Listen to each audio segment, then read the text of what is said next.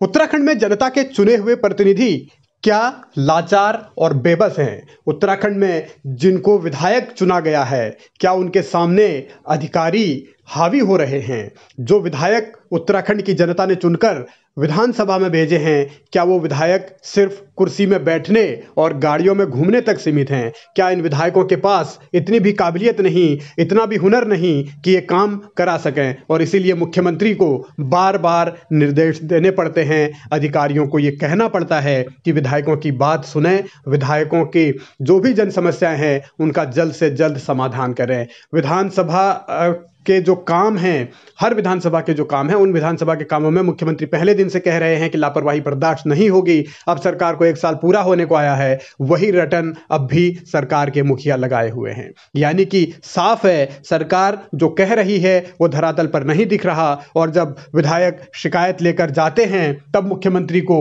यह कहना पड़ता है कि भाई साहब विधायकों की भी बात सुन लीजिए। तो अफसरशाही हावी है, इससे इनकार उत्तराखंड में कोई नहीं करता। लेकिन जो विधायक चुने गए हैं, क्या उनके पास इतनी भी हिम्मत नहीं कि वो अपने काम खुद निकलवा पाएं। गढ़वाल संसदीय क्षेत्र की विधानसभाओं की बैठक थी, विधायक वहां पहुंचे थे, सतपाल महाराज भी मौजूद थे। उन्होंने भी यही कहा कि लेट लतीफी ना करने के निर्देश दिए गए हैं। अब ये लेट लतीफी हो क्यों रही है, इसका जिम्मेदार कौन है, इसका कसूरवार कौन है। सरकार जब पूरी हनक के साथ है, बंपर बहुमत के साथ है, उसके बावजूद अगर इस सरकार में सत्ता पक्ष के ही विधायकों की नहीं सुनी जा रही, तो फिर इसका सीधे सीधे अंदाजा लगाया जा सकता है कि जो दूसरे दलों के विधायक हैं, यानी जो कांग्रेस के विधायक हैं, बीएसपी के विधायक हैं या निर्दलीय विधायक हैं, तो उनका क्या हश्र हो रहा होगा। तो इन स्थितियों के बीच ये चुनौती सीधे सीधे दिखती है कि उत्तराखंड में जो सरकारी कामकाज है, सरकार के जो दावे हैं, वो दावे करीब करीब सिर्फ कागजों तक ही सीमित हो रहे हैं। और जब सत्ता पक्ष के विधायक ही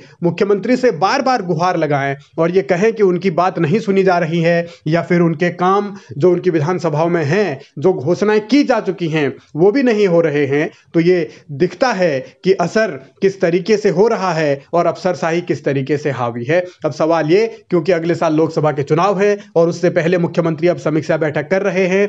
कल पौड़ी संसदीय क्षेत्र की समीक्षा बैठक की, यानी जो पौड़ी लोकसभा सीट है उसके अंदर जितनी विधानसभा है उसके विधायक इस बैठक में मौजूद रहे, और विधायकों से जब बारी बारी से पूछा गया कितने काम हो रहे हैं या क्या स्थितियां हैं, तब यह तस्वीर साफ हुई कि काम तो हो नहीं रहे। और इसीलिए मुख्यमंत्री को एक बार फिर फटकार लगाने पड़ी। अब फटकार तो वो लगा रहे हैं पहले दिन से, लेकिन उस फटकार का असर हो नहीं रहा। तो अब इसका जिम्मेदार कौन है। और सबसे बड़ा सवाल यह है कि जब विधायकों को जनता ने चुना है, उनके पास जनता की ताकत है, उसके बावजूद अगर वो काम अफसरों से नहीं करा पा रहे हैं या अपनी विधानसभाओं में काम नहीं करा पा रहे हैं, तो फिर प्रश्न चिन्ह उनकी काबिलियत पर लगता है, सवाल उनके कामकाज के तौर तरीकों पर उठता है। और इन सवालों का जवाब कौन देगा, ये तो सरकार ही बेहतर बता सकती है।